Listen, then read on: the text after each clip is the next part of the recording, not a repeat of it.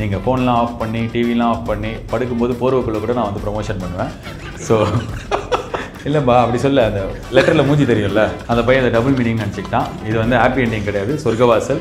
எங்கேயோ யாரோ திண்டிவனத்தில் இருக்கிற பையன் அந்த பேனோட இன்டர்வியூ பார்க்கும்போது கீழே ஒரு ஆர்டின் போட்டிருப்பான். நான் மாஸ் ஹீரோ கிடையாது, ஆனால் அந்த ஆர்டின் எனக்கு இன்னும் வந்துட்டே இருக்குது. ஆல்மோஸ்ட் 20 வருஷமாக வந்துட்டே இருக்குது. So I think I been blessed with. இல்லை, லாஸ்ட் டைம் நீங்கள் ப்ரீவியஸ் இன்டர்வியூ பண்ணும்போது கடன் வாங்காதீங்கன்னு ஒரு ஏன்றா சொல்லியிருந்தீங்க. கடன் வாங்காதீங்க, நான் கடன் வாங்கி நான் அவ்வளோ அனுபவிச்சிட்டேன். யாராண்ட கேட்டாங்கன்னா 10,000 வேணாம், 10,000 கொடுத்துருவேன், கடனாக கொடுக்க மாட்டேன். அதுக்கே நிறைய பேர் என்கிட்ட சொல்லியிருந்தாங்க. ஆனால் அந்த அப்ரோச் எனக்கு ரொம்ப பிடிச்சிருந்தது.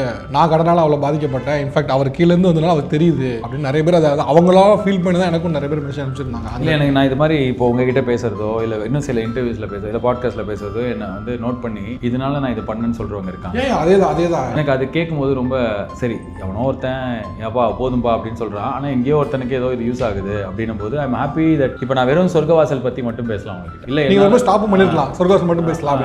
பட் ஆனால் இந்த மாதிரி அவென்யூவில் தான் நான் பேச முடியுது.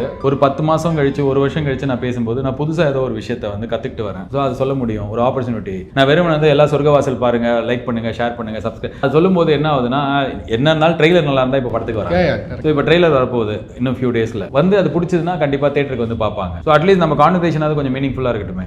பலூன் உடைச்சிட்டேன்.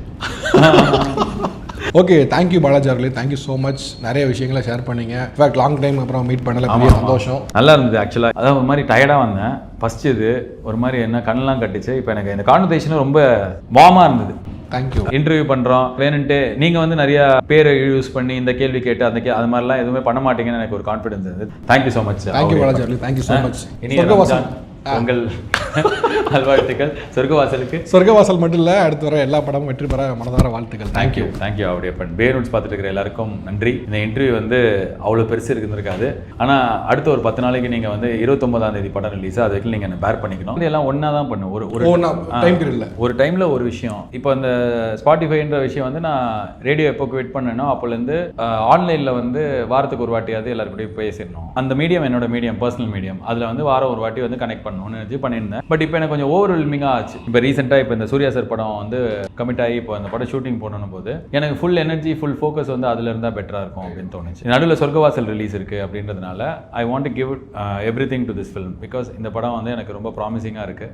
நான் ரொம்ப ஆசைப்பட்டு வேலை பண்ண படம். இது ரிலீஸ் இருக்குது. ஸோ இதுக்கான ப்ரொமோஷன் பண்ணிவிட்டு நான் இப்போ அந்த வேலை பண்ண போனேன்னா எனக்கு நடுவில் வேறு எதுவுமே யோசிக்க வேணாம்.